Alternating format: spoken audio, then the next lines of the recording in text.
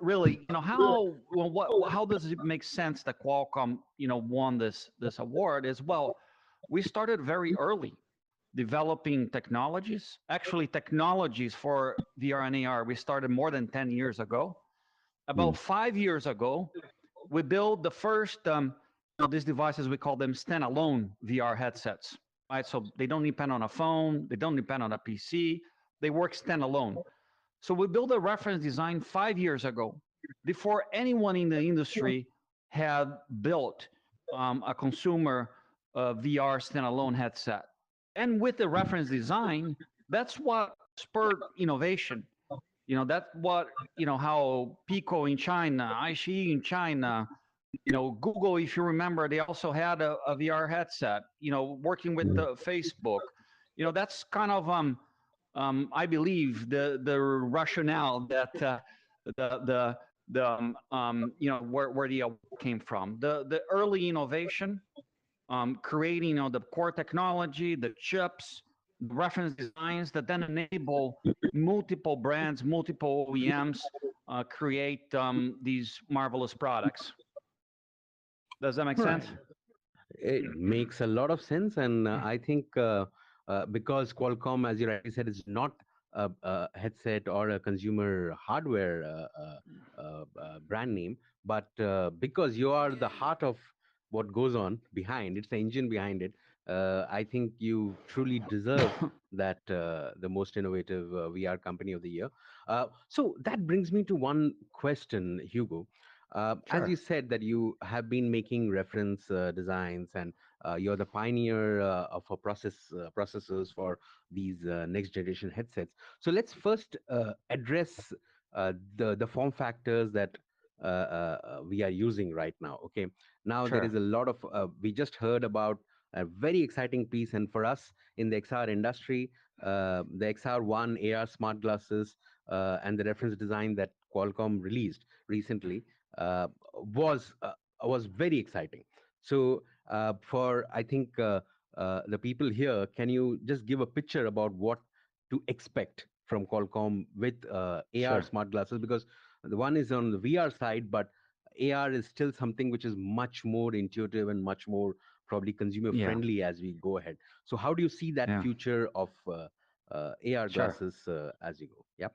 Yeah. Yeah. So no, I think you brought a good um segue into our discussion, which is, how do we separate virtual reality and augmented reality?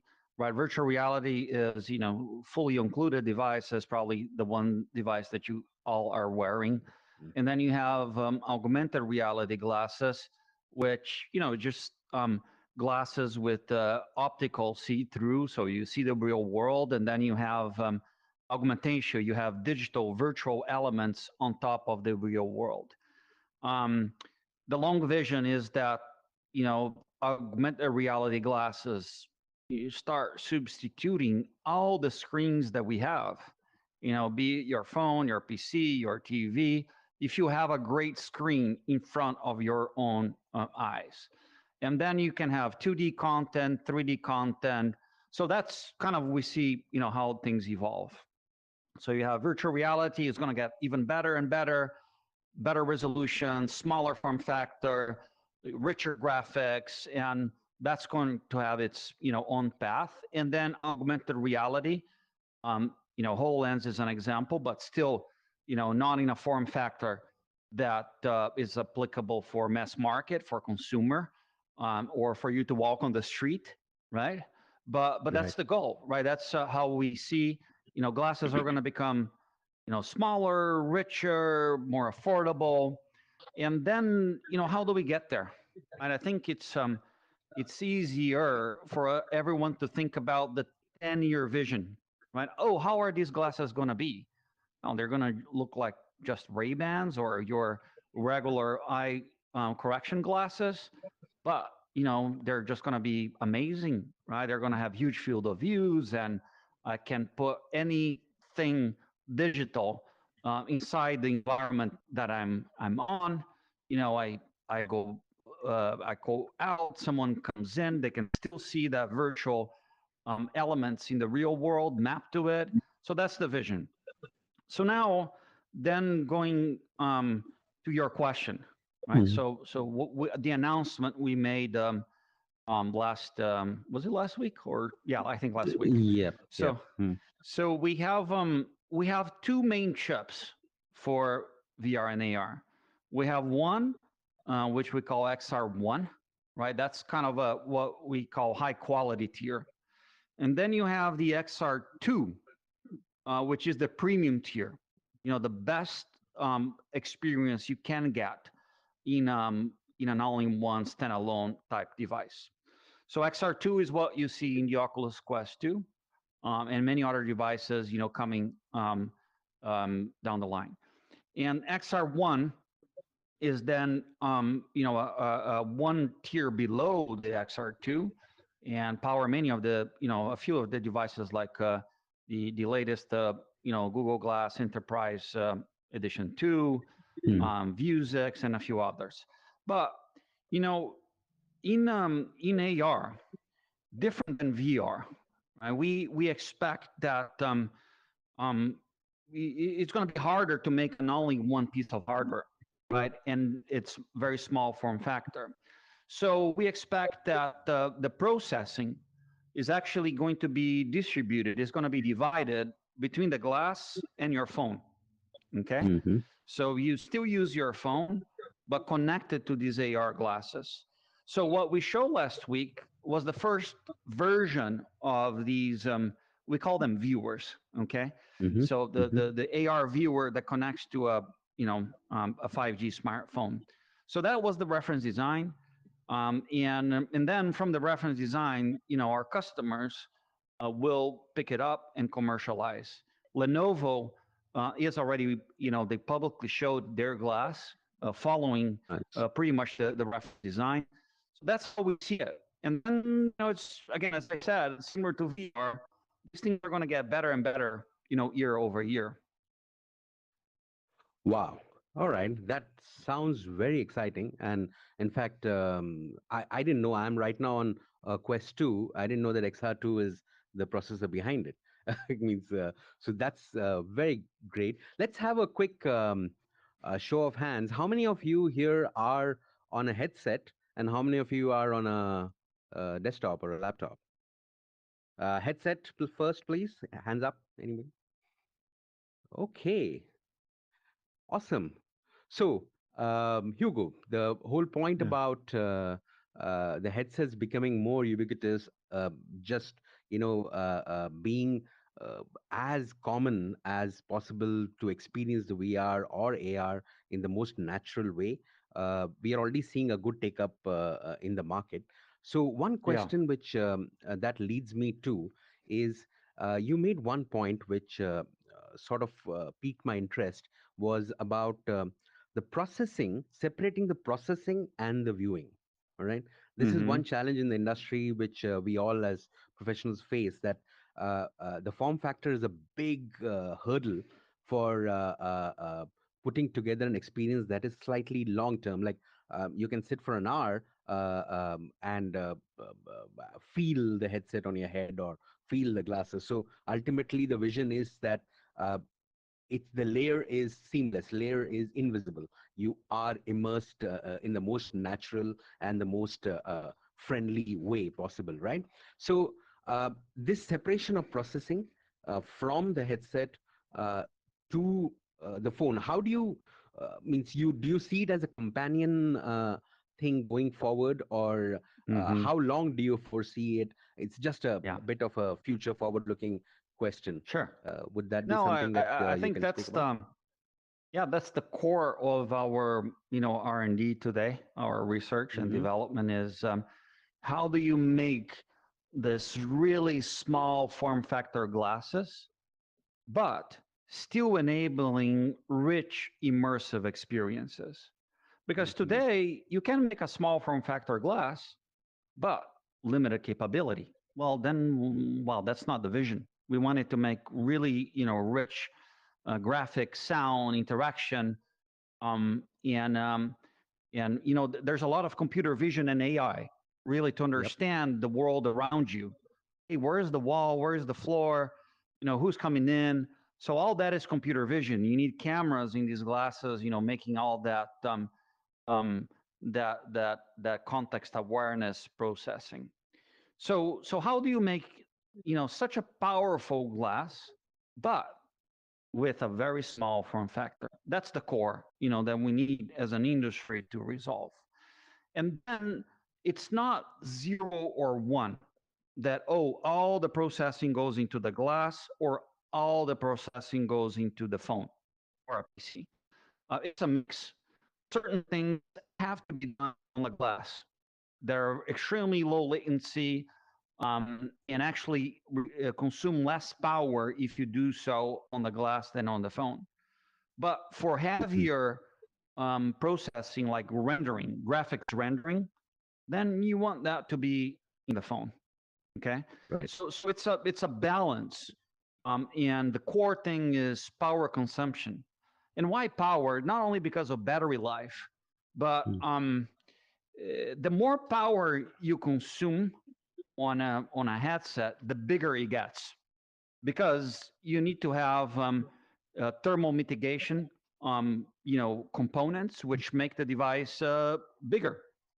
So then, going back to your question is, well, first, it's not zero and one.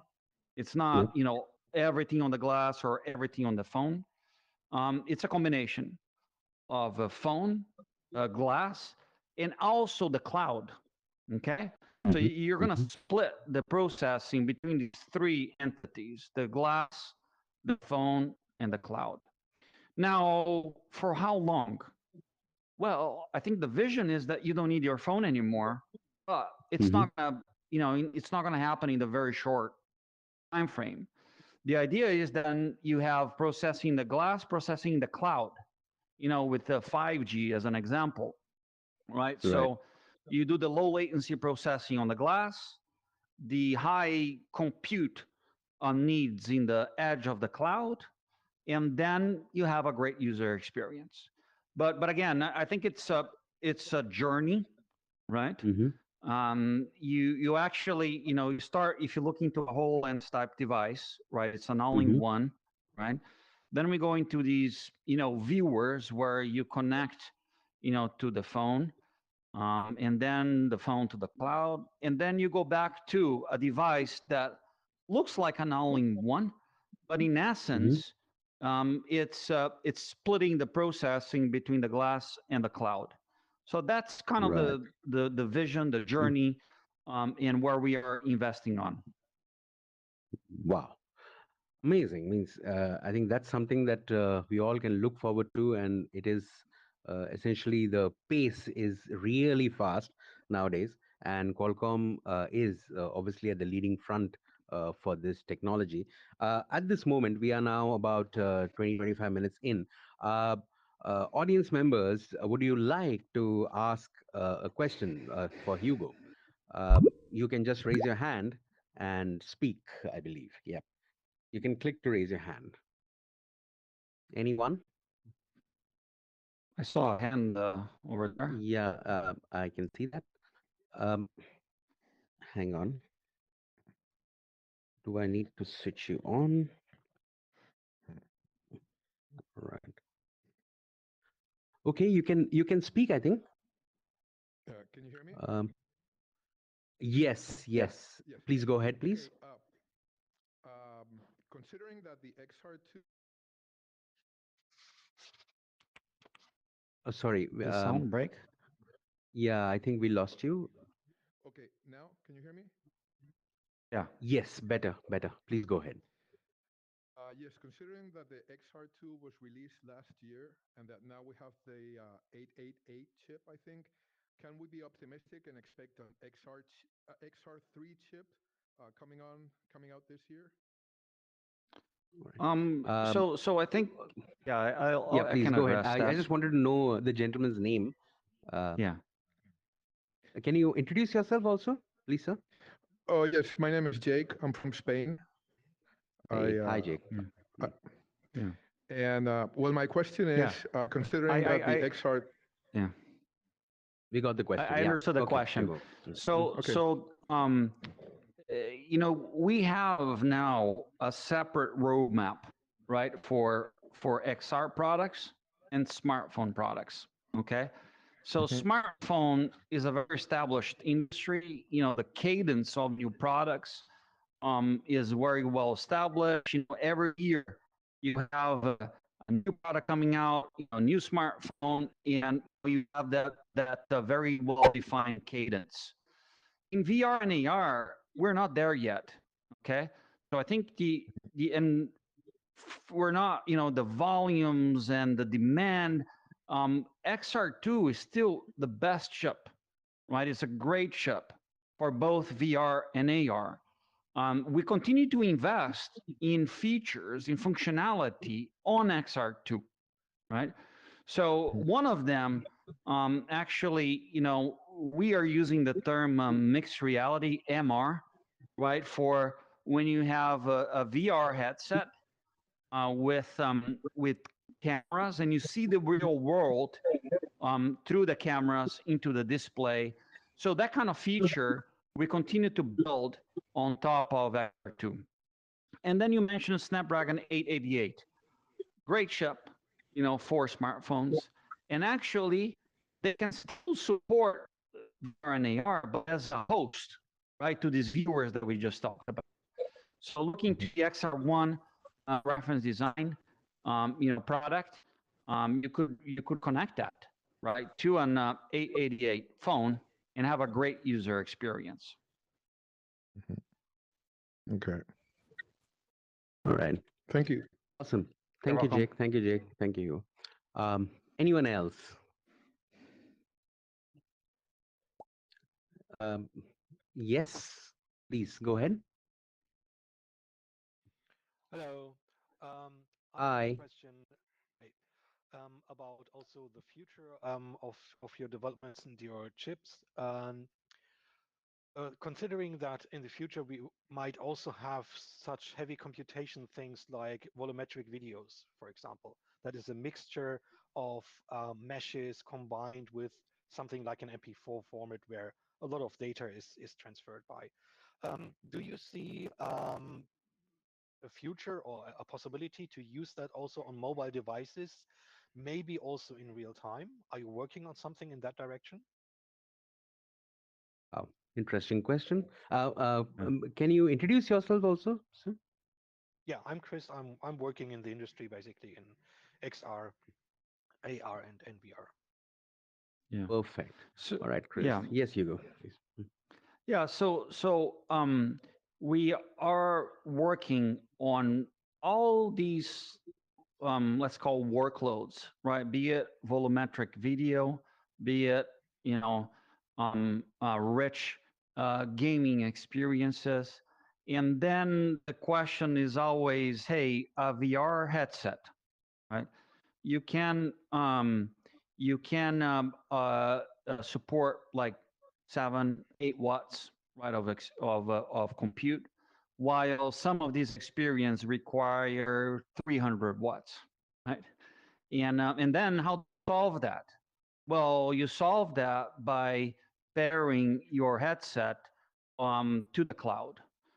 We have an R&D program. We call it Boundless XR, and the idea is that we have a mechanism where you do, tracking, head tracking, hand tracking, eye tracking, controllers, and do that on the headset. Send that data over 5G to the edge of the cloud. And then with the edge of the cloud, you do that, processing, be it video or graphics, and then send, an encoded version of that back to the headset. Headset does some display processing, warping, things like that. So that's the Mm. context that we're working in. There are Right. standards, that we have in the multimedia space that we're working on, but I think the structure, the framework for split processing is, I think, the core that we're working on to enable these types of experiences. Okay. Is that already implemented in the XR2 or is that coming? The It's already 5G implemented on volumetric the video. XR2. Oh, Actually, okay. we showed last week too. I'm not sure if I can put links on the session later, but we showed a Hmm. demo. It's video, of course, but for MWC Shanghai, we had a demo where we showed some of it working. Awesome. Interesting. I think we can check it out. It's at the MWC Shanghai, right? Um, yeah, but that was the Okay. event that we used to promote the video.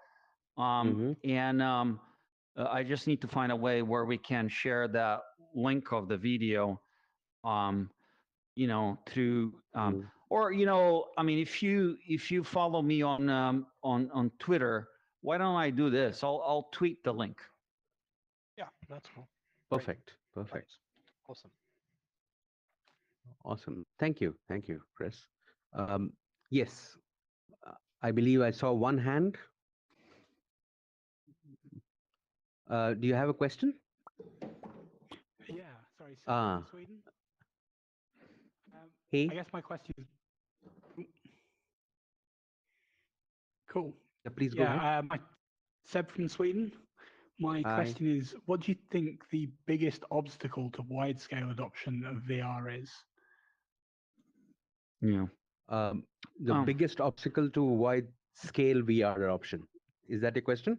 Yeah, wide-scale adoption of VR. So how do we yeah. go from Okay. small groups of enthusiasts to Mm, smartphone users? Smartphone users. Yeah. Yeah, means I I think that's a fantastic. Yeah, please go ahead. We were discussing this earlier. Yeah. Um, you know, um, I'm gonna give an answer, with a parallel, and then I'll go back with a few more specifics. If we look back when smartphones started, right? I mean, you had your feature phone, right? You had your, RGB, or not RGB, just monochrome type of displays. The only thing you could do was talk. Then BlackBerry came, BlackBerry type device where, a few enterprise enthusiasts becomes bigger in the enterprise. Then, oh, now I have color displays, and oh, now I have 4G, right, with better speeds, and oh, now I have a content ecosystem, and it's just a snowball effect that I think we're gonna see, and we are seeing in both Mm, VR and AR. I think it's just about expectations that it doesn't happen in one day, in one week, in one year. It's just that it keeps getting better. I mean, just look into the Oculus roadmap. Oculus Go, it was 3 degrees of freedom, right? It was, Yep. limited experience. Quest 1, certainly better. You had 6 stuff controllers, 6 stuff. Um, Quest 2, wow, what an improvement versus Quest 1. So, Mm, and it's a combination. It's not a single item. Is the display that mm, goes on it? Oh, you need cheaper and higher resolution displays. And then the lenses. Oh, now I can have pancake type lenses that are smaller. And oh, now it starts with the gaming community, but now you start getting into education. I mean, the amount of enterprises that are using VR for training, I mean, is growing by the day. So social experiences like this, it only, at a certain point, you have the network effect, right? Where, oh, my friend mm, has it, I need to have it. And so I think it's not a single thing that you can point. All these things have improvements, and then let's say over 5 years, just like, wow, look at what we have, and it seemed like it was, yeah, didn't have anything, but I'm super optimistic, and mm, actually, there's a lot of people that say, oh, VR, was always a fad, or no, I actually disagree. That things got much better over the last 5 years, and now we have, I think, a good enough base, of technology content to start, that ramp. And again, I only expect things to get better. awesome, thank you. Uh, Yeah. just to add to that thing, and it's a very good question because we are also grappling because I work in services for the marketing industry and do a lot of branded work in AR and VR. So this question keeps coming to us that how many consumers have headsets, how many consumers are going to access the technology. Now, what Hugo mentioned clearly is where the tri-party meets: the speed, the processing, and also the form factor. So if these three things become cheaper, much more accessible, then it suddenly spikes up. So I think it's just about time. And as Hugo, I'm also very positive that we are at the cusp of something really mass scale very, very soon. Just like we are seeing with AR on mobile, VR on headsets will be fairly scalable soon because of the processing and with companies like Qualcomm in the mix who are providing the tech. Yeah, sure. I think, did I see one more hand there? Anyone, please feel free. Uh, Hello. any other question? Yeah, I've Yes, got a I question. saw. So, Please go ahead. yeah. So, I mean, I'm a complete enthusiast when it comes to VR. Um, Uh, you're, can you hear me? sorry, Hugo, you're able to hear him? Can Yeah. you hear me? Could you be a bit I'm louder, please, gentlemen? yeah. Yeah, of course I will. So I'm a Thank Yeah. complete you. enthusiast in relation to the VR and everything that it offers. One of the challenges that I've experienced is okay. I live in the UK. I also spent some extended time in developing countries, such as Ghana, for example. Um, trying to convince people that look, I think VR is the future um, for us. A lot of people are reluctant and don't really see its adoption as being something that can happen in the short term in per se. Do you think a region like number of developed countries actually move from the position of, when I look at the UK, we're very much forward thinking and trying to move this scene forward. When I go out there, I don't really see that drive as happening out there. What is that transition going to be like? Moving from a position of not really knowing about it, because really and truly, there are a handful of people that are using VR, to mass adoption, as has been said before. Yeah, I'll repeat a little bit of the last answer and complement. But Mm. the example of the smartphone is not that different. I mean, if you look at the early 2000s, right? Look Mhm. into early 2000s where, you started having color displays, but you didn't have any enough applications. You didn't, prices were very, expensive. It was limited. Developing nations, you didn't see many of them. But um, you have this cycle, of better hardware, more content, network effect. And when I say more content, it's not only, entertainment, right? It's new content that maybe we don't even think about today. Think about Uber. Think about, all these types of content and applications that didn't exist pre-smartphone. And the more of these applications come, well, that creates value to more people.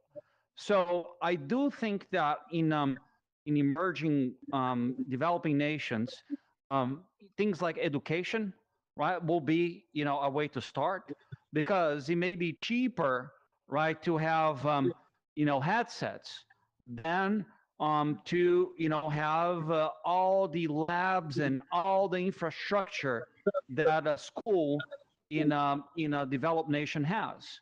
So China, as an example, one customer of mine, it's a startup. They sold 40,000 units. This was like 2019 to schools. So I think that the answer is not only entertainment, as the value proposition, is these other things that start to be created, drive different areas of industries to invest. Let me give you another example. In US, uh, Walmart trains every new employee in VR. Okay. So why? Well, it's more effective, right? Employees Hmm. get better trained. Well, that increases the return on investment. It lowers my cost. So, well, that is true here. It's going to be true in developing nations too. An employee that is not well trained can cause much more damage, much more cost to the business than $300 headset. So it's just that we are in the beginning.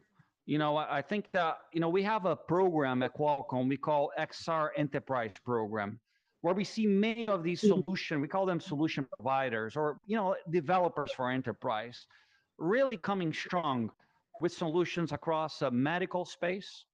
Let me tell you another one. There's a company in US called Penumbra, and you probably haven't heard about them, and actually, I hope you haven't, because they deal with the stroke, right? They deal with stroke. They do medical equipment for stroke treatment.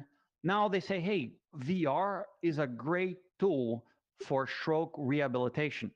When you have a stroke, certain part of the brain, go dead, and you cannot, maybe sometimes you you lose movement of your body, and with VR, um, the patients have a much better experience in doing their exercise that are gamified, that are more exciting, that they don't have to go to a physician to do. So, um, it was a little bit of a long answer, but I do think that VR is going to find ways, and is already finding ways beyond gaming that will be applicable as much to developed nations as to emerging developing nations.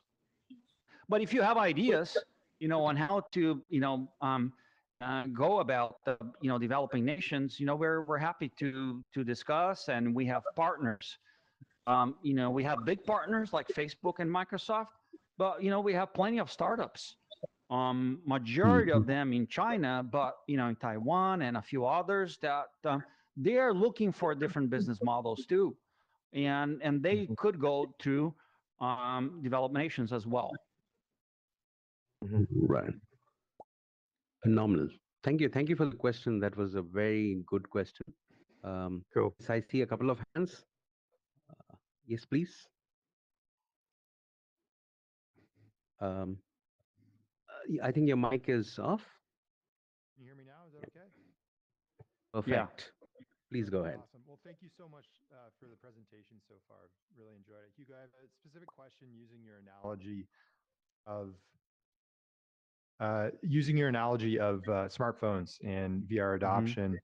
I'm curious. Our company, my name is Jerome out of San Francisco. Our company works with a lot of enterprise doing VR training, and it's always comes down to a question of Oculus is by far the easiest to access. It's by far the best, lowest cost hardware, but it's really built for consumers. It's built for gaming. And Yeah.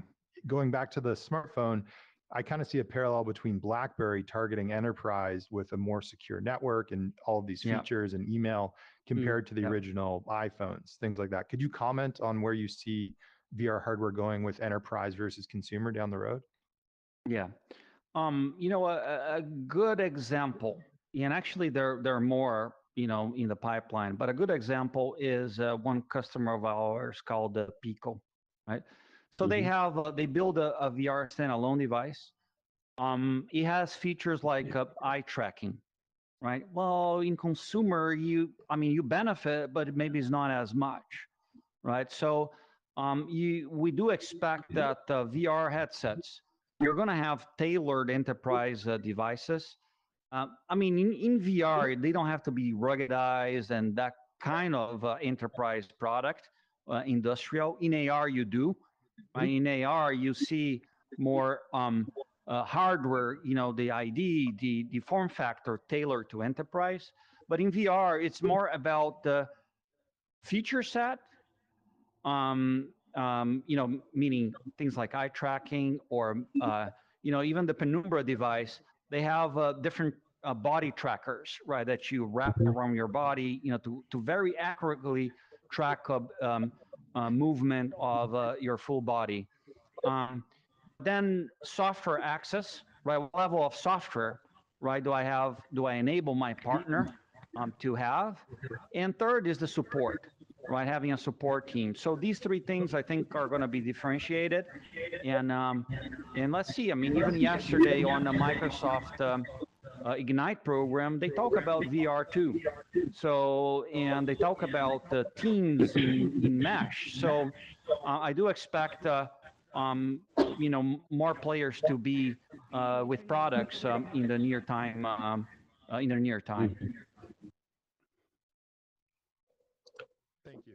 Awesome. You're welcome. Awesome. Yep.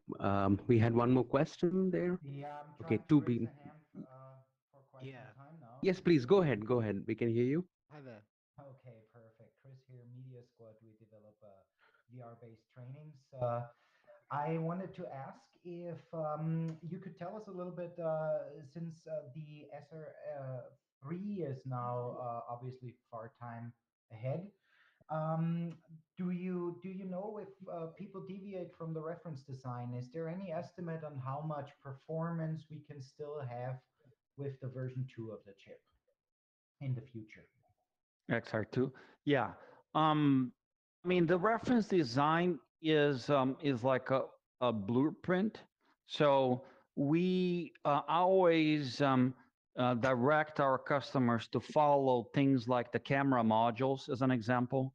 Why the camera modules? Because the camera modules, they affect the algorithms, the computer vision type algorithm. So if you use a different lens type for the camera, or it affects. So the IMU, those are the types of things that we really like that our customers use the same as the reference design to make it easier to, let's say, debug, optimize. DID, I mean, customers can do whatever they want. I mean, of course, if you have tighter IDs, well, that means your power envelope is going to be smaller. Well, then performance is going to be limited, right? It's always like, hey, the more power I enable, well, then you can take the chip, the processor, to a higher performance level, right? Similar to gaming PCs and so forth. You see those big fans and so forth. Of course, you cannot fit that in a headset, but the concept is similar. So there are, going back to your question, there are many things that will still enable XR2 to improve. In particular with software optimization, even our 6ToF algorithm. Since we launched the chip, we improved in accuracy and lowered the power. So, well, if I lower the power for computer vision, that means I have a little bit more power for graphics, and that improves the experience. So, developments like this we continue to do. I mentioned mixed reality. We're having very positive results on latency, right? We call it photon to photon latency, right? The time from the camera to pick up a frame and put that frame in your display, very, very low. And, we're going to be talking publicly about it soon. But take a look into the Lynx. Have you guys seen Lynx? This company in France. They have an amazing mixed reality or video see-through demo on YouTube. That it's almost like you have a VR headset, but an AR experience.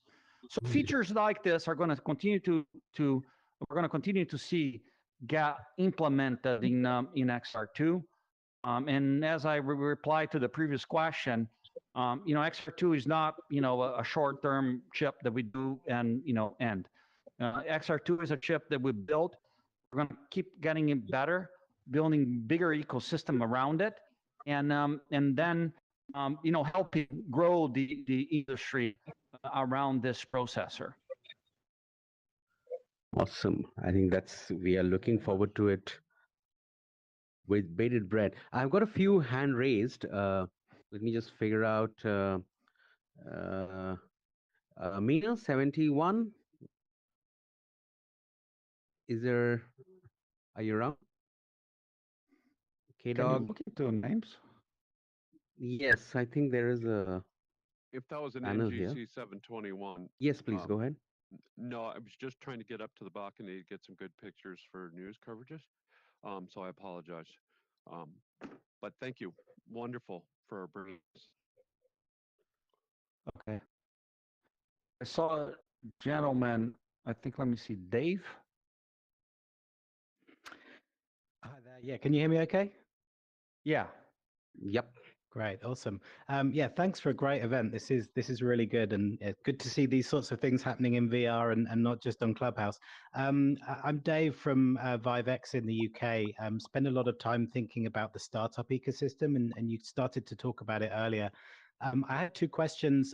One is, like, what startups do you see in the space that you think are doing a really great job, and why? And then second, if you were looking at new companies, or you were talking to a founder who was thinking of starting a business in the XR space, whether that's VR or AR or otherwise, where do you think the areas are for innovation to happen, or for people to build new companies? That's awesome question.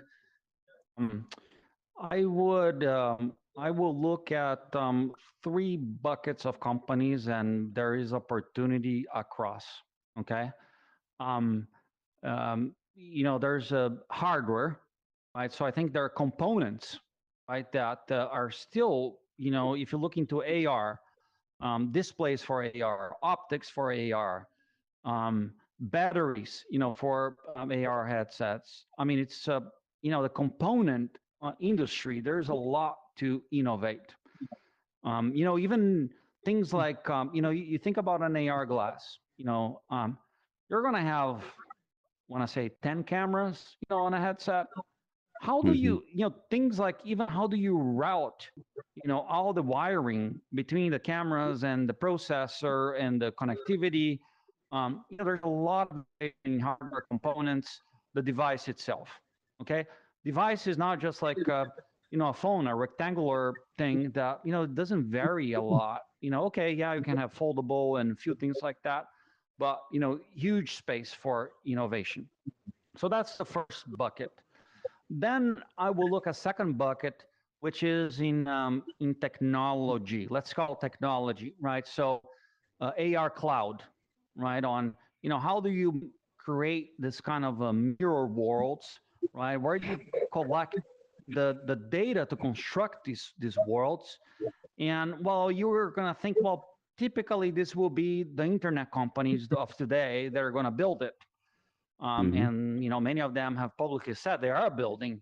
Nevertheless, if you think about technologies that enable that, I think are going to be pretty interesting. Niantic is a great example. Well, they're not a small company anymore, but it's a good example of innovation happening in AR that they took from smartphone and now taking to glasses. So that's the second bucket. Let's call core algorithms and technology required. And then the third one, which is arguably the one with the biggest potential for a blue ocean type potential, is in the content and application space. And then we should divide between enterprise and consumer, right? So you have these two, let's say, buckets. Consumer today, well, it's basically gaming. Yeah, you have some interesting applications like for meditation, but the Ubers of the world in VR are still to come, right? So I think that that even Altspace, I think they are starting to have some cool experiences. These events, parties in Altspace VR. These kind of things. I mean, can we create a new app that is just like, say, a disco club app, right? Or I go up to meet friends. I mean, there's a world of new apps for the consumer, and then for the enterprise. What are the problems that we have in enterprise today? And when I say enterprise, I mean more commercial, government, and so I mean I would map into these four buckets. Let's say hardware. You can divide hardware between components and devices. Opportunities across the board. Um, Technologies, core, cloud or on device processing. Then consumer application and content, enterprise, government application and content. There are, so many examples of companies, that are successful. Upskill, I just saw, was it yesterday or the day before, that were acquired by TeamViewer, Mhm. and who also acquired, I think it was UbiMax before. So very hot space to be at, and I don't think it's going to slow down. On the hardware front, in China, many of you may have heard about Unreal, right? They have a Mhm. sleek AR glass. Shadow Creator is another one. XR Space in Taiwan. They created, hardware, an environment, a virtual world. All in one offer. So, there's plenty to pick from, and I think that I encourage really,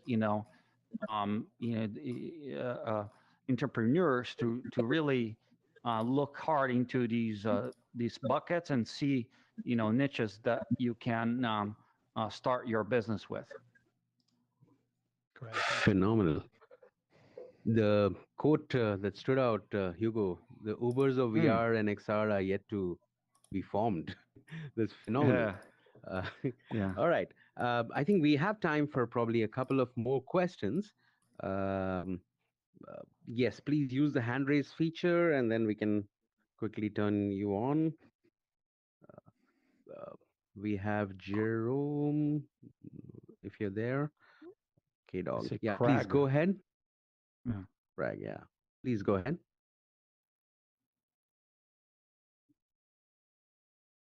Mm, please turn on your mic. I already asked a question a few questions ago there. Oh, sorry, I I didn't have any think we'll. All questions. right. Well, Okay. Yeah. No, So Craig, yep. let's have Craig. Yes, correct. Hi, are you? Can you hear me? Yeah. Yep. Okay. So my question is, I know that Qualcomm is making specialized VR chip. Do you have any main competitor in this space? I couldn't hear the question. I heard we're doing chips into space, and then what? Do you have any competitors that is specializing in Huh. chips for VR? Well, Competitors for you, Hugo. the good thing is not that I'm aware. So basically, the devices being launched today that are small, that are for glasses, and basically the industry is choosing Qualcomm. We already launched more than 40 devices. And again, I don't think it's just the processor, the question. It's really having the full package of the dedicated processor, the software and technology, the reference designs. So I don't see anyone else in the industry doing that level of investment as we are on all these vectors. Phenomenal. Thank you. All right. Anyone else? We can probably take Hugo if you have time. One more question, if there is one. Sure. Yeah. Or why don't I wanted to take a selfie? Let me see if this works. Yep, that's a good idea. Huh. Pretty cool. Yeah.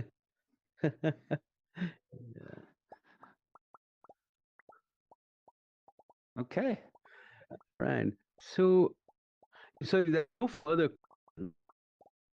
Uh, there are no question then for today. Thank you very much for your participation. You all look lovely, and this is a fantastic, experience. Hope you all enjoyed. Thank you, Hugo. A big round of applause for Hugo. And thank you very much. Hope to see you soon. Thank you, AIXR, for hosting the event. All right. Thank you. Well, Thank thank you you. very much.